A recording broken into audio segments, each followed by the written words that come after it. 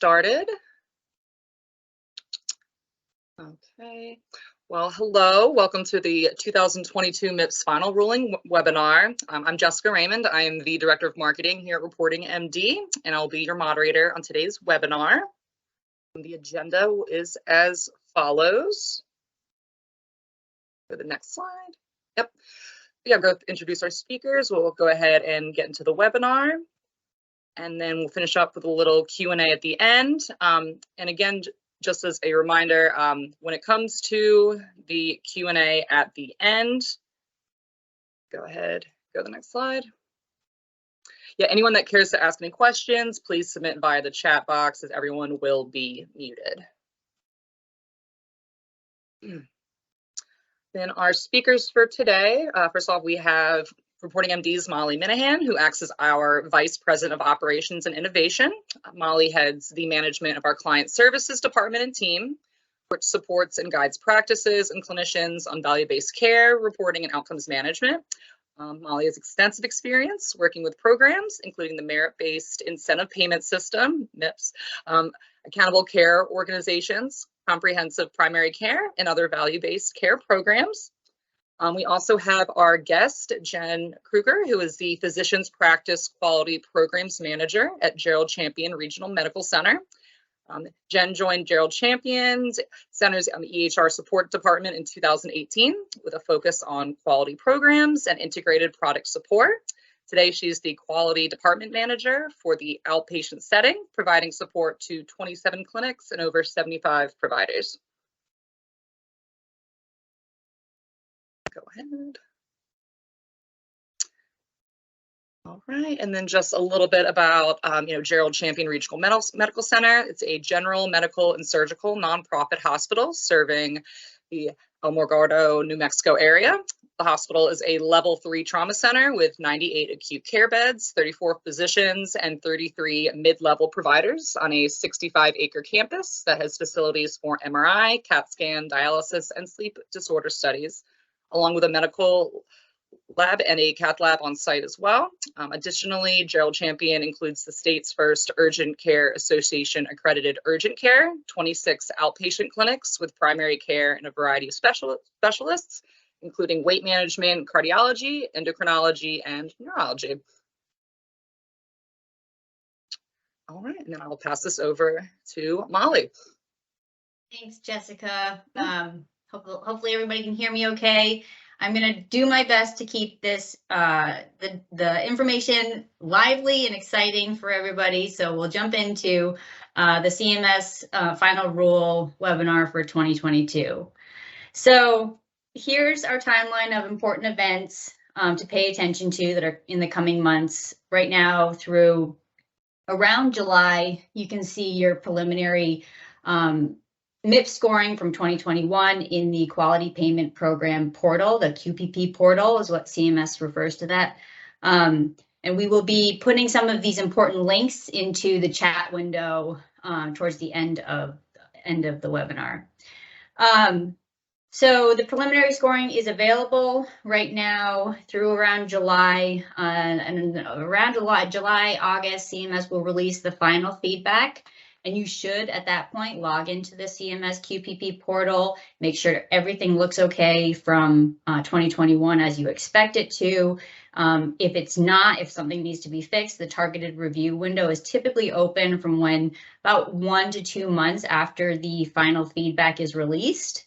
So also around July or August, CMS will release the proposed rule for 2023. I know I'm talking about 2023 in April of 2022, but we will hold a webinar to share the changes that are proposed.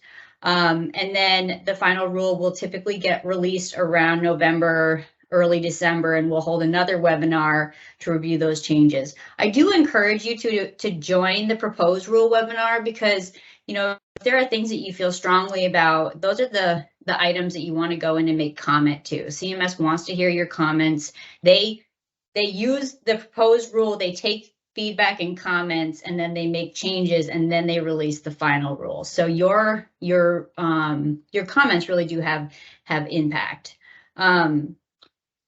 October 2nd is the last day to start your 90-day period in order to satisfactorily report the MIPS PI and IA categories in 2022. And then December, CMS will finalize the 2022 MIPS eligibility and any updated special statuses. December 31st is the final date in which practices and clinicians can apply for the exception hardship. And all hardship exceptions have to be submitted by, I think it's 8 p.m. on December 31st through the QPP portal. There are 2 exception applications for 2022. One is for the promoting interoperability exception application. That's been available in previous years. And that's where you can get the promoting interoperability or the PI category reweighted to 0% based on being small, being insufficient internet connectivity. There's a full list you can see on the slide here. Anybody who's small will have the PI category automatically reweighted for 2022 unless they actually submit for that PI category. Some of our smaller clients, 10 or less, actually do submit the PI category because they tend to score very high on that. The second is the extreme and uncontrollable circumstances application, which is still an option for 2022. This is, we call it the E and UC. It's an exception for those that have been impacted and continue to be impacted by the pandemic or any other natural disaster or disaster area. This exception allows you to have any or all of your MIPS categories reweighted to 0%. Please note, however, that if you do get reweight any of the categories, in order to get scored on MIPS for 2022, you do have to get a score on at least 2 of the MIPS performance categories. So I think it's really handy to go over the 2 eligibility determination windows for MIPS for 2022 MIPS reporting. Not everybody knows this, but there are 2 windows that are used to determine MIPS eligibility in a given performance year. So the first window is from October 1st of 2020 to September 30th of 2021 with a 30-day claims runout. And then the second window is from October 1 of 2021 to September 30th of 2022 with no claims runout period. So that means that those windows and the claims that you're submitting during that time period will determine if you're MIPS eligible or not. And those same windows are used to classify, low volume and special statuses like non-patient facing, hospital based, and things like that as well. So here we're showing the standard category weights and the unscaled payment adjustment rates for MIPS years 2018 through 2022. The top bar shows the performance year, and the bottom one shows the payment impact year. So the year that you get impacted by payment adjustments. The thing to note on this slide is really about the quality decreasing to 30%. From 40% in 2021 and the cost increasing to 30%. That's it's a big deal. Also note that the continuation of the hardship exceptions for 2022, they still allow category reweighting if you continue to experience difficulty from the pandemic. That would obviously change the weights of each of the MIPS categories. So before we break into some of the more strategic MIPS slides, it's important to cover some of the basics for each of the categories for 2022. So the quality category under standard scoring is worth 30% of the MIPS score, and it has to be reported for the entire 12 months of the calendar year. At least 70% of the eligible events for each measure that you're reporting have to be reported from that 12-month reporting window. That 70% is your data completeness requirement, also known as your reporting rate. So some new things happening for measures and scoring, or new measures introduced for reporting. A new measure will earn between 7 to 10 points in 2022. So if a performance period benchmark can be created, and if data completeness and case minimums are met, then a practice will get between 7 and 10 points. A new measure will earn 5 to 10 points in its second year available. So next year, if there was a new measure introduced in 2022, next year it would earn the potential of 5 to 10 points if there was a benchmark created and data completeness and case minimums were met. A new measure will earn 7 points in 2022 if no performance period benchmark can be created. That means that if insufficient number of providers or practices report an insufficient number of cases, then no performance period benchmark will be created, in which case the floor for that measure will be 7 points. And we're going to cover some additional quality category changes again in another slide. So before we begin with 2022 costs, I just want to note a recent change that you should all be aware of by CMS for 2021.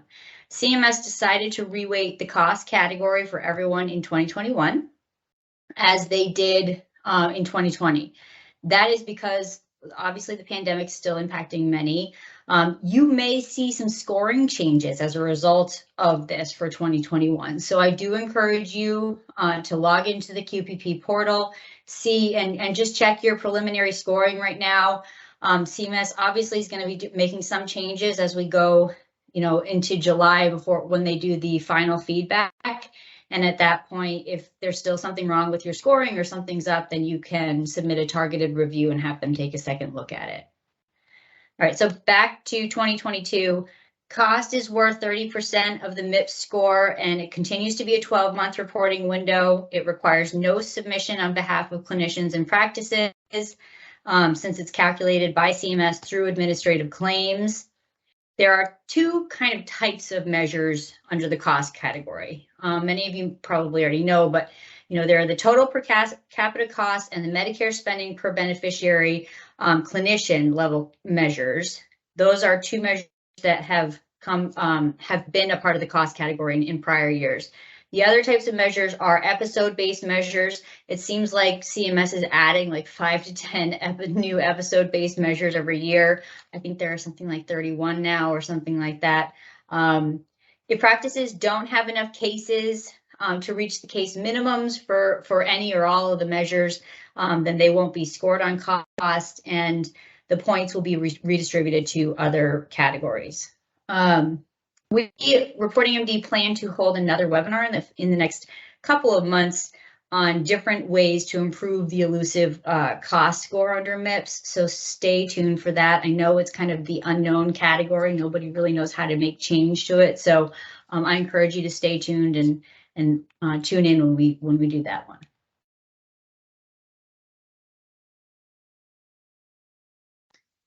Okay, so improvement activities, not a lot of changes for IA for 2022. It remains a minimum 90-day reporting period. It remains 15 as part of standard scoring. It remains 15% of the MIPS scoring. Small non-patient facing health professional shortage area practices will continue to earn double points for each improvement activity that they complete. There are 7 new activities in 2022 and 6 that were removed after 2021. The new activities are mostly related to health equity. And then just a quick reminder that in order to attest to completing activities for IA, at least 50% of the eligible clinicians must have completed the IA during the performance period. So PI continues to be worth 25% of the standard MIPS scoring, and it remains a minimum of 90-day reporting window. So a very important change in 2022, and one that you should know about, is the requirement that PI eligible MIPS participants, those that have to report PI or usually report PI, they report the immunization registry and the electronic case reporting measures. And there are exceptions for those measures, but those 2 measures are required to be reported, whether you report actually completing them or the exception for them, they have to be reported. If you report any of the additional public health registries, that would be an additional 5 bonus points under the category. Some additional measure changes. There's a new and required but unscored measure, which is the safety factors for EHR resilience guides. They call it the SAFER guides. This requires attestation to conducting an annual assessment of the high priority guide of the Safety Assurance Factors Guide for EHR Resiliency Guides. Yes, I checked it 6 times. That is what it's called. The electronic case reporting CMS added a 4th exclusion for performance year 2022 only. It uses certified EHR technology that isn't certified to the electronic case reporting certification criteria prior to the start of the performance period. That is a 4th exclusion that can allow you to get out of that one. There's an attestation measure change where CMS modified the prevention of information blocking statement to distinguish it from separate information blocking policies under the O&C requirements established with the Cures Act in the final rule. So what are the key takeaways for 2022 MIPS? So I put in here some critical MIPS quality reporting facts. So we're going to go through each one of these. Data completeness. ReportingMD optimizes scoring and finds a lot of different ways to support our clients and ensure that they're going to get the highest possible scores under MIPS each year. Data completeness has some aspects of that. CMS is maintaining the 70% data completeness requirement for 2022 and 2023. Which means that you have to report at least 70% of the eligible populations for each measure. If you don't report and you're a large practice, you will earn 0 points for the measure. So if you don't meet that 70% data completeness requirement and you're a large practice, you will get 0 points. 7-point floor for new measures. I already went through this. There are 3 new measures that were introduced in 2022. One's a urology measure, one is a nephrology measure, and one measure is a patient-reported measure. Each of these, since it's their first year, will have a 7-point floor. If a benchmark is created from the performance data, then anybody reporting that measure would get between 7 and 10 points. So measures with a benchmark measures will continue to have a 3-point floor for 2022. This was one of the proposals that CMS was saying potentially get rid of that for large practices, but they are going to continue to have the 3-point floor for 2022. But in 2023, measures that have a benchmark will get between 1 and 10 points, and there will no longer be the 3-point floor for measures in 2023. This kind of thing that's what changes MIPS scoring significantly. And you'll see some examples of that as we go forward. So for measures that don't have a benchmark in 2022, they will continue to earn 3 points, but the measures that don't have a benchmark in 2023, those measures will earn 0 points for large practices. Any small practices, 15 or less, or fewer providers will continue to earn the 3 points, even if the measure doesn't have a benchmark. So now a few of the heavy hitter changes for 2022. So outcome and high priority bonus points beyond the minimum requirement, those bonus points have been removed.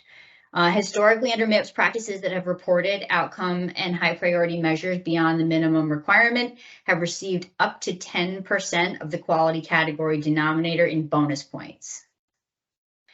And the other type of bonus point that MIPS participants have enjoyed were end-to-end bonus points, and those also are going away. So end-to-end is when an organization reports data that had no manual manipulation to CMS.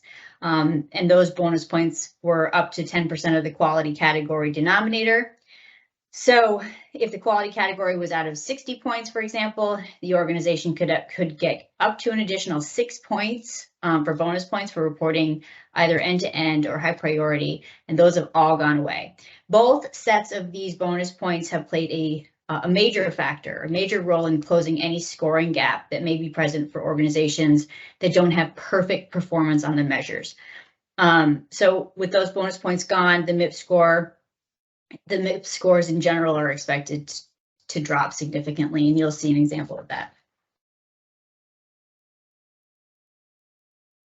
So why are some saying that 2022 is going to be the hardest year under MIPS?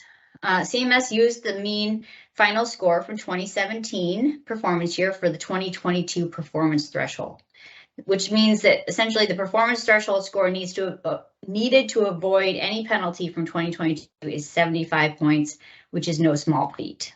CMS set the exceptional performance threshold at 89 points, and 2022 will be the last year of that $500 million extra incentive. As noted in the prior slide, for those required to report PI, CMS has made it a requirement to report the immunization and the electronic case reporting measures. And the complex patient bonus has typically helped practices achieve higher scores and close performance gaps in prior years. And for 2022, CMS has revised the calculation of that complex patient bonus and who it will be applied to. They've limited the bonus to clinicians who have a median or higher value for at least one of the two risk indicators. So HCC score and the proportion of patients duly eligible for Medicare and Medicaid benefits.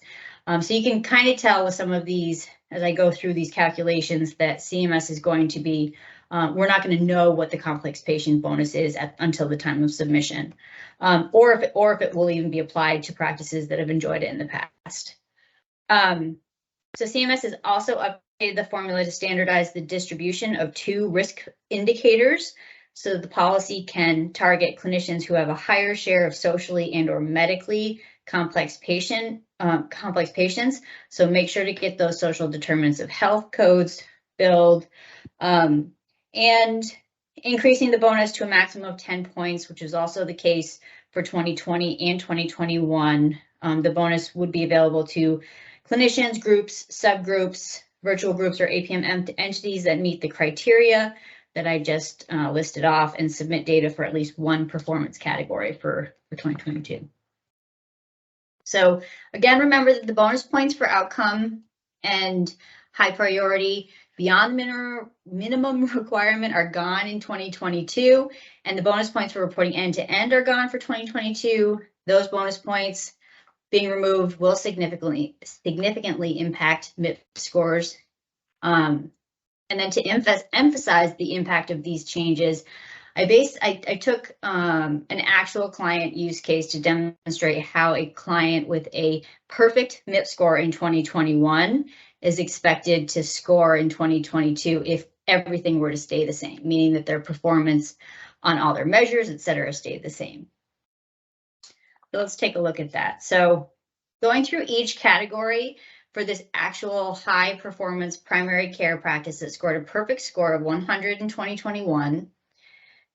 Starting with quality in 2021, they earned 99% of the possible quality category points. In 2022, and this is where the big change really is, I probably should have held on to that one to the bottom, but this is the big change. In 2022, if their performance rates were the exact same, the practice has the same performance, but they would now only earn 83% of the possible quality category score points. So huge drop just in quality alone. For cost, this practice reweighted, so they still have that option for 2022. IA, most practices are able to get 100% points for the improvement activities category. They reweighted for PI as well. And complex patient bonus, they got 28% of the possible points in 2021. For 2022, we just don't know. We don't know if they're going to get, they're going to end up with any complex patient bonus points, and if so, how many. So what this means is that in total, the practice has dropped from a perfect score of 100 MIPS score to 85.7. And that's a 14.3 drop from 2021 to 2022.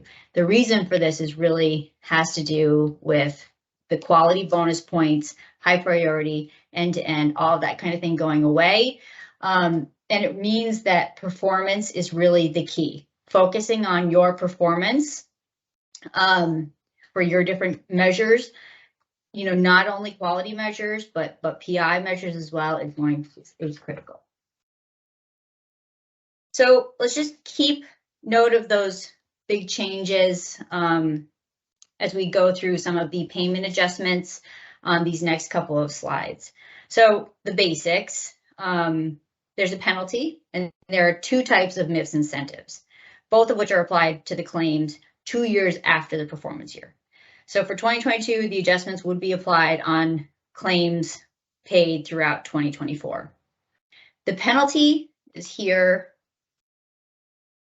It's -9% up to 0 from a score of 0 to 74.99. It's applied if a MIPS participant doesn't reach that 75-point threshold.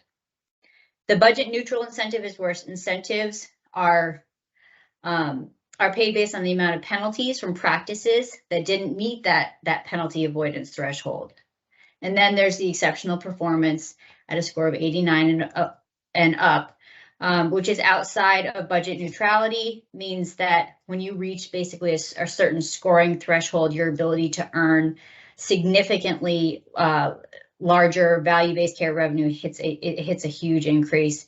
For 2022, the last year of the exceptional performance incentive threshold is 89 points. And if we use the CMS scaling estimates, a score obviously between 0 to 74.99 is going to result in a penalty. So getting to 75 is key.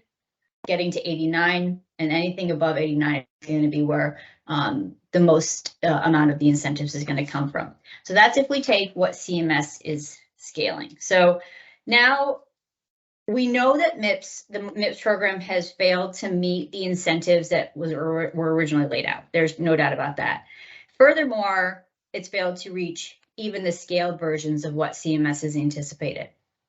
So part of this is due to political backpedaling. I hate to say that, but it is. And part of it was due, a lot of it was due to the pandemic. Regardless of cause, it's important that we, ReportingMD as a quality partner, can offer MIPS participants a reasonable idea of incentives and potential programmatic ROI that at least stems from some kind of fact-based information from CMS or based on historical information. So to that end, ReportingMD has been tracking the CMS estimated incentive rates in comparison to the actual achieved incentive rates over time. And we have that information for years 2017 through 2020. We use that to determine that historically the MIPS program has reached about an average of 57% of its targets across the first 4 years of the performance period.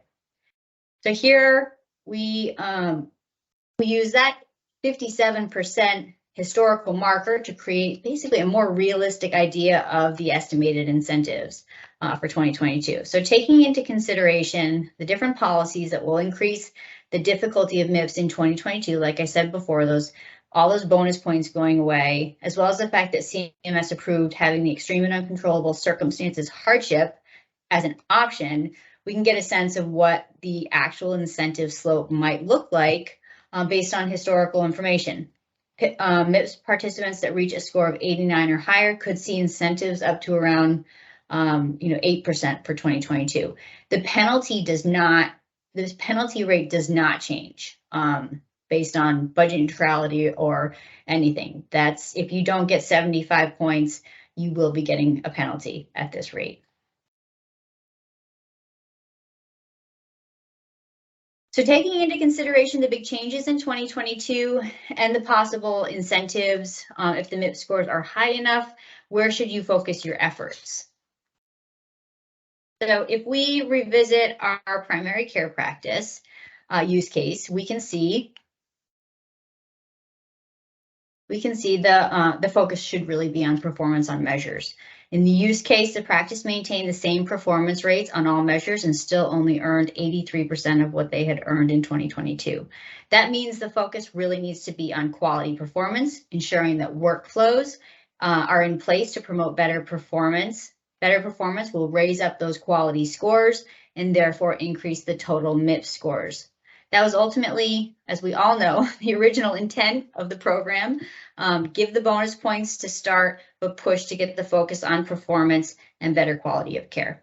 So performance is not only limited to quality, even though that's all it's showing on the screen, but for PI, performance is key as well. making sure that your providers are meaningfully using your certified EHR technology, e-prescribing. The point here is that performance matters in MIPS now and MIPS going forward. I cannot say this loud enough. Performance matters in MIPS now and MIPS going forward. Performance is key. So here's an example of a ReportingMD chart that shows internal medicine provider performance on managing breast cancer screening for their eligible patient populations. We saw on the prior slide, the practice reached a group performance of roughly 24% on breast cancer screening, where the benchmark is actually at 52.87%. So here you can see how each provider contributed to that score. So for display purposes, I took out basically any providers that had less than 200 patients. But the blue line here with the dots, this is the provider performance rate using the left-hand axis.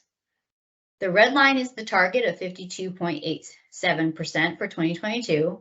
And the green bar chart is showing the count of eligible patients across against the right y-axis. You can see there are a handful of providers on the chart with hundreds of patients that have performance above the target benchmark, but most are below it. In addition to setting up protocols and workflows to improve care, having a way to understand provider variation, who's driving your performance up, who's driving it down, so you know who to focus on for improvement. Promoting positive competition, showing this kind of slide, showing this kind of report and provider variation is really important and can be a great tool to help improve performance. Again, performance is key in MIPS now and in MIPS in the future, as well as several other value-based care and pay-for-performance programs. So beyond MIPS, we know MIPS Value Pathways is slated to begin in 2023. Not everyone will be reporting on it in 2023. So we like to call MIPS Value Pathways the acronym within the acronym. So MVPs is also what it's known as. It's delayed. It was delayed again until a 2023 start. Doesn't mean everybody will be reporting MVPs in 2023. CMS finalized the reporting requirements for MVPs and discussed the allowance of clinician choice in selecting which measures and improvement activities to report. The current timeline will begin transitioning to MVPs next year. For 2023, 2024, 2025 performance years, MVP participants are identified as individual clinicians, single specialty groups, multi-specialty groups, subgroups, and APM entities that are assessed on an MVP for MIPS performance categories. For 2026, multi-specialty groups will be required to form subgroups in order to report MVPs. Remember, the goal of MVPs is to start building up performance information and comparing those against their peers.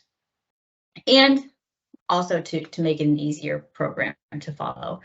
I'm not sure that that second one is being achieved, but CMS is aware that there are many types of MVPs that still need to be developed. And the transition to MVPs will certainly take time. Subgroup reporting will be voluntary, and subgroups will inherit, until 2026, subgroups will inherit the eligibility and special status determination of the affiliated TIN or group identified by the TIN. And CMS will limit subgroup reporting only to clinicians reporting through MVPs or the APP, the APM performance pathway. So when reporting MVPs, participants will actually have to register for the MVP that they plan to report on. Again, this is starting next year, and you don't have to report MVPs next year in 2023, but if you choose to get in early, which I don't always recommend, sometimes it's good to test out a program for a year or as long as you can, but registering early in 2023, you have to register. The registration window is supposed to be open basically between April and November 30th. To participate as a subgroup, which will eventually be required for multi-specialty groups, each subgroup will be required to identify the MVP subgroup they will report, along with one pop health measure that's going to be included in the MVP. that you choose to report on, and any outcomes-based administrative claims measure on which the subgroup tends to be scored.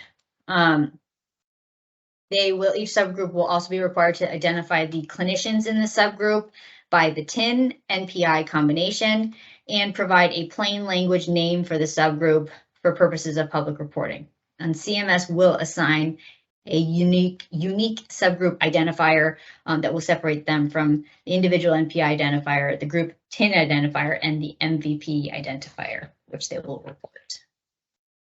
So here are the initial MVPs available for reporting in 2023. For quality, participants will select 4 quality measures. One of them has to be an outcome measure or a high priority measure, just like it is in MIPS today. For IA, participants will select 2 medium weighted IAs or 1 high weighted, or participation in a patient-centered medical home, if that activity is still available in the MVP. For cost, participants will be calculated on the cost measures included in the MVP. They will not have to submit anything. That will happen through administrative claims. And for the foundational layer MVP agnostic, participants have to report on one of the population health measures that are available. Like I said, you would be selecting those in that registration window. For PI, participants will report on the same PI measures required under traditional MIPS unless they qualify for reweighting or they submit a hardship. Subgroups will submit PI data at the group level, not the subgroup level. That's everybody getting really ahead on the MVPs. So next, we're going to go into some changes for advanced alternative payment models, otherwise known as advanced APMs. So CMS finalized a longer transition for MSSP ACOs to have to report on all payer patients for the 3 MIPS CQMs/ECQMs, which means that in 2025, ACOs need to be ready to report a single set of aggregated data across all systems used by the practices that make up the ACO entity. So you have an ACO, several TINs and facilities, each on their own, EHRs, all of that data has to be aggregated and pulled together, and a single set of submission data has to be submitted to CMS for the measures. And that's, again, starts in 2025. You have to, at that point, report all payer patients across 3 MIPS CQMs or ECQMs or a combination of the 2. ReportingMD's already able to report all 3 of those MIPS CQMs, ECQMs. So those that are interested in getting in early to learn more, certainly reach out. We'll have a contact information at the end of this, the presentation. For 2022 and 2023 performance years, and we did just release a blog about some of this, but an ACO will meet the quality performance standard used to determine shared savings and losses if the ACO achieves a quality performance standard score equivalent to or higher than the 30th percentile across all MIPS quality performance category scores, excluding entities/providers eligible for facility-based scoring. Or the other way is that they report the other way to meet that quality performance standard is to report the 3 ECQMs or MIPS CQMs, meet the data completeness and case minimums, achieve a quality performance score equivalent to or higher than the 10th percentile of the performance benchmark on one of the 4 outcome measures in the APP measure set, and achieve a quality performance score equivalent to or higher than the 30th percentile of the performance benchmark on at least one of the 5 remaining measures in the APP measure set.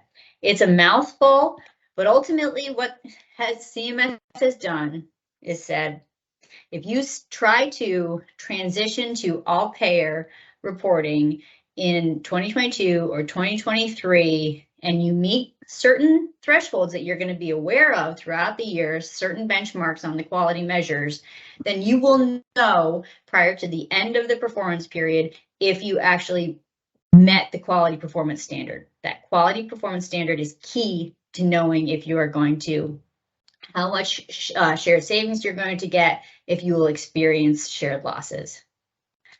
For the 2024 performance year and subsequent performance years, an ACO will meet the quality performance standard used to determine shared savings and losses if they achieve a quality performance score equivalent to or higher than the 40th percentile across all MIPS quality performance category scores, excluding those that are facility-based scoring. So these are big changes for MSSP ACOs. They will take a lot of time to implement. We are available, ReportingMD is available to support this difficult transition. This is what we do. We aggregate data. We're able to submit on the measures for all payers across any system and aggregate it at whatever level is needed. It is going to be tough. CMS is giving a number of years to transition to it. But like I said, having the ability to know if you're reaching the quality performance standard throughout the year is key, and CMS is offering that for people, for those ACOs that are trying to achieve, trying to transition early rather than waiting until the 2025 year. So next, CMS finalized a policy to extend the hierarchy to include Billingtons that are active only during the payment year, because Billingtons are active within the same year. Payments are to be made. Adding that step to the processing hierarchy will make it easier for CMS to complete payments to more qualified participants in the first round of the QP incentive payments. Also finalizing to add that step to the current hierarchy for processing the incentive payment, and that will really help CMS to look for payee TINs that are active in the base year or the payment year for each step of the hierarchy. So they say it's to make it easier for everybody, but really I think it's to make it easier for them. So CMS is adding subgroup reporting as a participation option for reporting the APM performance pathway beginning with the 2023 performance year. This would allow MIPS eligible clinicians the ability to report the APM performance pathway as a subgroup beginning in 2023. And that would work the same way for APP reporting as is proposed for the MVP reporting that I went through a couple of slides back. My expectation is that more about subgroup reporting for the APP as well as for MVPs is going to be disclosed during the 2022 reporting year and probably as part of the final rulemaking for 2023. So, ReportingMD, we believe that creating strategic partnerships with our client practices is the best way to create value across the value-based care spectrum and really to push and create better care and better performance. We're very lucky to have one of our client champions on the call with us, Jen Gruger from Gerald Champion Regional Medical Center. Jen, I am handing the baton off to you officially. Oh, you're muted, I think. How's that? There you go. Great. Okay, thanks, Molly.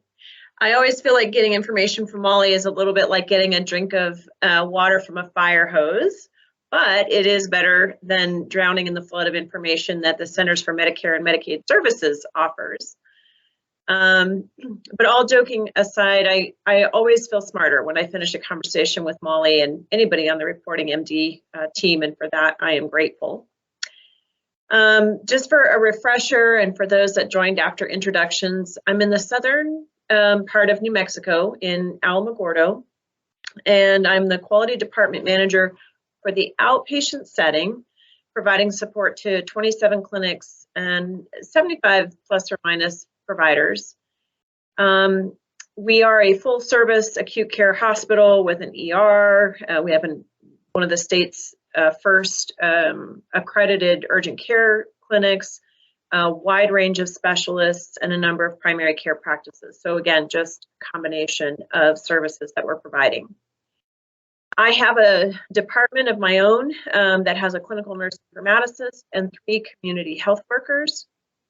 And we are completely focused on MIPS quality measures, as well as, and I'll talk a little bit about this, exploring value-based care contract amendments. So here at Gerald Champion, we are really just stepping off the porch, if you will, onto the yellow brick road of value-based care and we see the value of our partnership with ReportingMD in 3 areas. In the area of interoperability, as the slide suggests, we are currently aggregating data from 2 different systems. We use Cerner on the hospital side for claims data only via an 837 file, and from Athena on the clinical side via an API, which provides both discrete clinical data as well as claims data. Incidentally, we have 2 more EHR systems among our practices that we are considering for the roadmap, but right now we're just relying on claims data from those systems. Because of the way we are connected, I therefore don't have to use time or human resources to manually extract flat files and make sure that they get transmitted. And amazingly, ReportingMD has the patient match game nailed. I have worked with projects and vendors involving data exchange and data amalgamation, where inevitably I had to allocate resources just to address duplicate patient records while vetting the data. And I don't have to do that with ReportingMD's results, thankfully. Additionally, the result is a full patient story at a glance. So I can look into the reporting tool and see all of the quality measures, including, and very importantly, ones that Athena, which is our primary EHR, does not have built out in their quality configuration.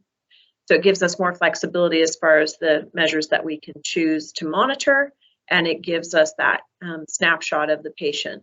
Plus, I can also see their RAF score at a glance alongside those quality metrics. So, and further, with the data that we're providing securely, ReportingMD is able to create our own mini clinical data warehouse that allows visibility to the big picture of my patient population across all of the systems. The second area that we value is the service area. And here I have a disclosure that I probably should have just led with. When Molly and the team first asked me to participate in today's webinar, I was actually a little surprised because feel like I am one of the most, if not the most difficult client they have. I ask a lot of questions, a lot. I'm a detail freak and process improvement junkie, and I want things to be right, and I want them to be right quickly. And sometimes my questions are about, CMS's gobbledygook, and sometimes they're about my own data. Sometimes they're about, focus and what should we be working on. Sometimes they're about accuracy. Is this right? Is this really what I'm seeing? And most of them I ask about an hour before I need the answer in order to finish a report. But in every case, every single one, they answer my question with patience and thoroughness, and at a level that I don't see with a lot of healthcare vendors. So I'm grateful for that. That said, one of the greatest value adds that I can point to is the overall MIPS scoring optimization provided as a result of the research that Molly does. I know that all of the teams are very tuned into what's going on with CMS, but the total outcomes management tool and the monthly sessions that we have with our dedicated advisor, which give us that visibility to that composite score. And I am 100% sure that if I were left to my own devices, I might be able to keep our eligible clinicians out of the penalty area, but I would not be able to get our scores into the exceptional performance range as we have been since we started using ReportingMD in the 2018 reporting year. With regard to program transition opportunities, in 2021, we added value-based incentive amendments to just a few of our payer contracts and asked the ReportingMD team if we could expand the list of measures we are monitoring so we could apply the same positive outcomes to that world of work. And of course, the answer was yes, and I fully anticipate we'll see a return on that investment. Regarding value and results, I attribute our consistent progression from a composite score in the 80s to 2 consecutive years in the high 90s, including the navigation of the extreme and uncontrollable circumstances rules to the guidance and expertise of Molly and her team. And just overall, ReportingMD's staff constantly working on thinking about value-based care in a way that not only works to get better care for the patients in my organization and for the providers on the ground giving that care, but to figure out how to return as much of the revenue created by that work back to the organization as we continue on our path to that magical city at the end of the yellow brick road, whatever that is, and however many times it's going to change between now and the future. So those are, kind of the 3 ways that we're taking all of that, or 3 areas that we're taking all of this good stuff and applying it here. I am happy to answer questions about, either in this setting or even offline, if anybody has questions about our model and how we're using these services here at Joel Champion. Jen, I couldn't have said that better. Absolutely, you're a cherished customer, as you all customers are. But we love the questions, and so with that, I think it's a great transition to start the Q&A. So Jessica, maybe I'll hand the baton back to you to give some specs on how to do Q&A.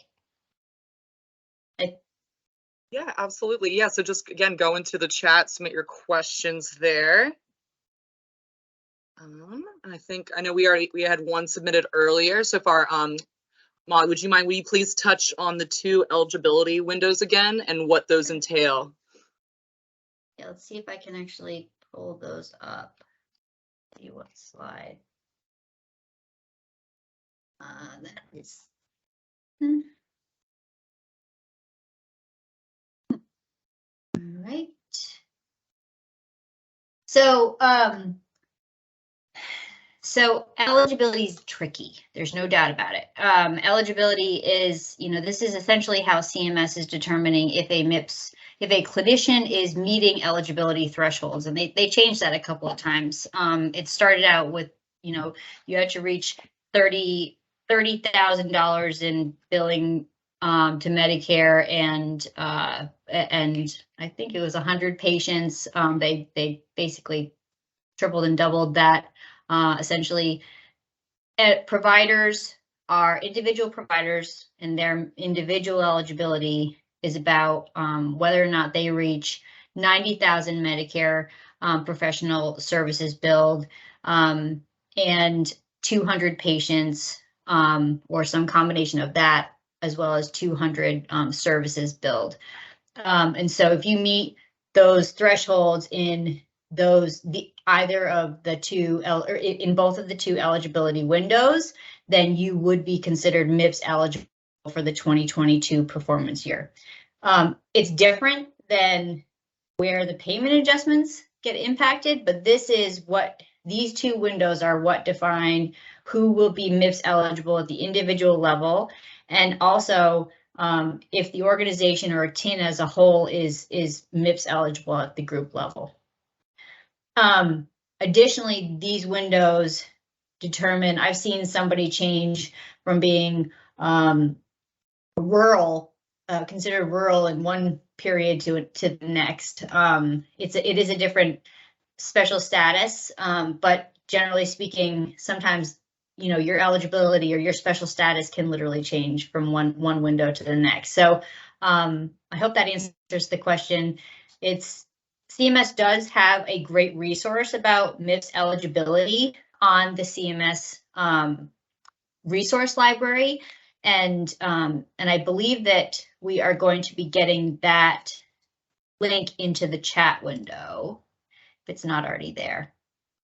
So CMS with MIPS actually created a couple of exceptional resources. One is the QPP portal, which actually holds, you have to have a login. It's you have to, oh gosh, I can't remember what the login name is, but you have to log into the, have to have a login to log into the QPP portal. And in there, you can see your preliminary scoring, your final scoring for all of the years under MIPS.